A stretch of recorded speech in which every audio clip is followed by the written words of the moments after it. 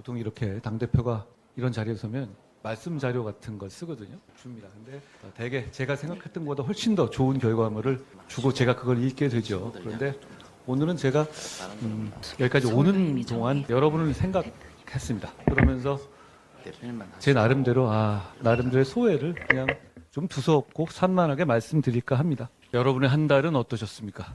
즐거우셨습니까? 생각이 깊어지시거나 달라지셨나요? 저는 그랬기를 바랍니다. 지난 한 달은 여러분과 저 모두에게 새로운 출발이었을 겁니다. 제가 당대표가 된 게 7월 23일이었어요. 그 다음날 제가 여러분을 뵌 것 같고요. 저는 집권 여당을 대표로서 이끌게 됐고요. 여러분은 청년 정치를 본격적으로 고민하고 생각하는 시간이셨을 겁니다. 제 얘기를 먼저 잠깐 드리죠. 저는 지난 한 달 동안에 당장 앞으로 선거가 없다는 걸 최대한 활용해야 한다고 생각했어요. 그래서 당의 체질을 개선하고 체력을 보강하고 당의 정치의 목표를 차분히 다시 생각하고 정비하고 조정하는 일을 했습니다. 그러기 위해서 최대한 정치 공방을 자제했습니다. 여러분 저를 보시면 아시지만 제가 여기까지 오게 된 이유 중에 하나는 우리 지지자들이 보시기에 제가 잘 싸운다는 것 때문이었을지도 모르겠어요. 저는 잘 안 참죠. 그런데 지난 한 달 동안 제가 많이 참았습니다. 여러 가지 생각을 했기 때문인데요. 그렇게 그때그때 어떤 정치 공방의 불씨를 계속 살려가서 그 온도를 높여가는 것보다 금투세 폐지 논의 같은 민생을 여야 정치의 전장으로 만드는 것이 우리 정치를 위해서 필요하다고 생각했기 때문입니다.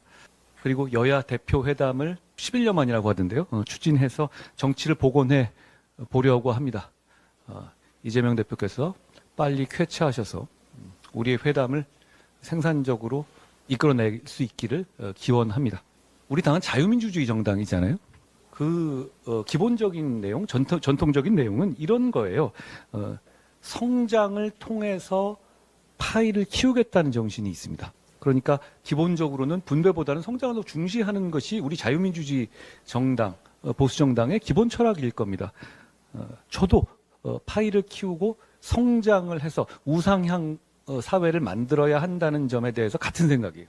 다만 저는 지금 이 시점에 대한민국에서는 그것과 똑같이 키운 파이를 공정하고 치우치지 않게 잘 나누는 격차 해소에도 중점을 둬야 한다고 생각합니다.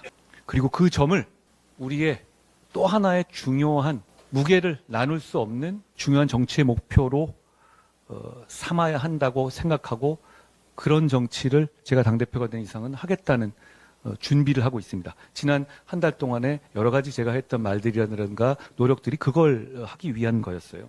그동안 사실 우리 정부에서도 그런 복지 정책은 대단히 많았어요. 기초수급자에 대해서 지난 정부와 비교했을 때 우리 정부에서 직접 지급하는 액수가 훨씬 크거든요. 그렇지만 성장이라든가 우리 이 자유주의 정책을 내세우는 이 과정에서 홍보가 덜 된 면도 있죠. 부족한 점도 있을 겁니다. 저는 우리 당과 함께 그런 격차 해소를 하는 것을 이 중요한 정책의 목표로 삼을 겁니다.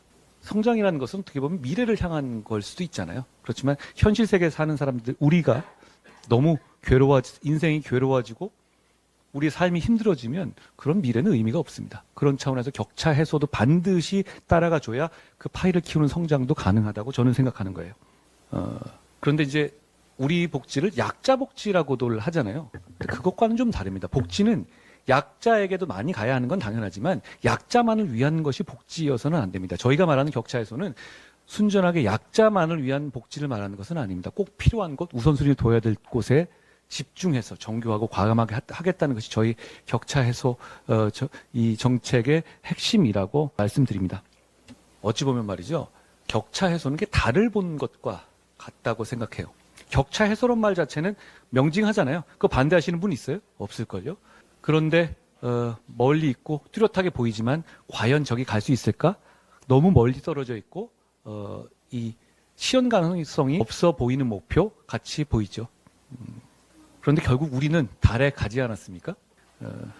케네디가 처음에 달에 가겠다고 목표를 제시할 때 이렇게 얘기했어요.